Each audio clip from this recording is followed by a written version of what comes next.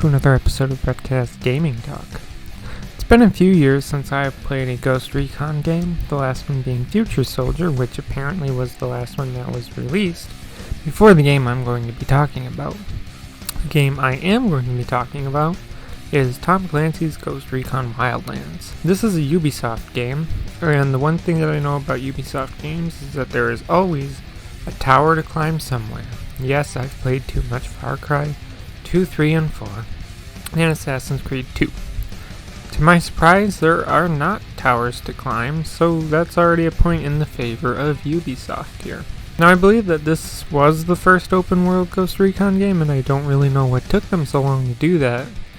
The first thing you do in the game is to customize your character. There are actually a lot of things you can customize, and of course, you can unlock more customization options as you play the game, and yes, you can go back into the character customization menu at any point in the game and change things up. Not only can you customize your appearance, you can also customize your weapons and what they have as like the gunsmith. You can change a lot of the aspects of your weapon, like the magazine size, barrel length, type of scope, underbarrel, overbarrel attachments, what color, etc. So what about the gameplay? Well, it's kind of the same thing over and over. So, to unlock the main story missions, I guess, you have to find intel that is marked by yellow manila folder icons on the map. Once you get the intel, you will unlock a main area mission.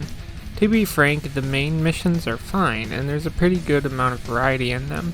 The lack of variety comes from the side missions. There will be several side missions that will ask you to do something like steal a helicopter, steal a plane, and take it back to this area for the rebels, or intercept a food truck or fuel truck and tag it for the rebels, so on and so forth.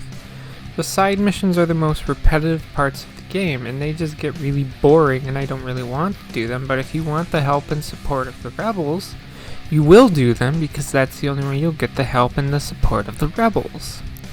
Another thing that is pretty repetitive is the enemy base areas. Like, anytime you have to go to an area to find major intel, i.e. the ones that are marked by the yellow manila envelope, or folder things on the map, you will most likely have to go into an enemy base area, like a fortified base, and there will be 2 of 4 towers with either snipers and mounted weapons, or both.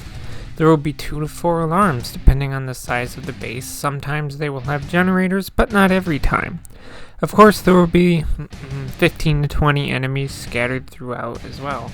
Triggering an alarm causes an enemy helicopter to be sent your way, and they're not that hard to take down.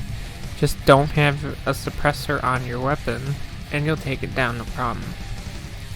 The only negative that I have with Wildlands is that the game sometimes has serious lag problems, and I'm not even playing online. This is a game from 2017, a completed game, and it has the kind of lag that the closed beta for Halo Infinite has, and that's a beta build of a game. It's honestly pathetic that a finished game from 2017 has this kind of problem. Other than that, I've noticed the odd time where when I go to continue my game that some of my weapon attachments will just disappear. Like, one time I'll be playing, and I have suppressors on all my weapons. And then if I quit and come back into the game at any point in time, and to pick up where I left off, suddenly my sniper rifle main weapon just suddenly will have the suppressor unequipped. And it's really kind of strange. So yeah, that's pretty much all I got here. I really wish Ubisoft would have patched all the problems out of this game, but they just moved on to Breakpoint, because why fix anything? Tom Clancy's Ghost Recon Wildlands is an average and enjoyable game.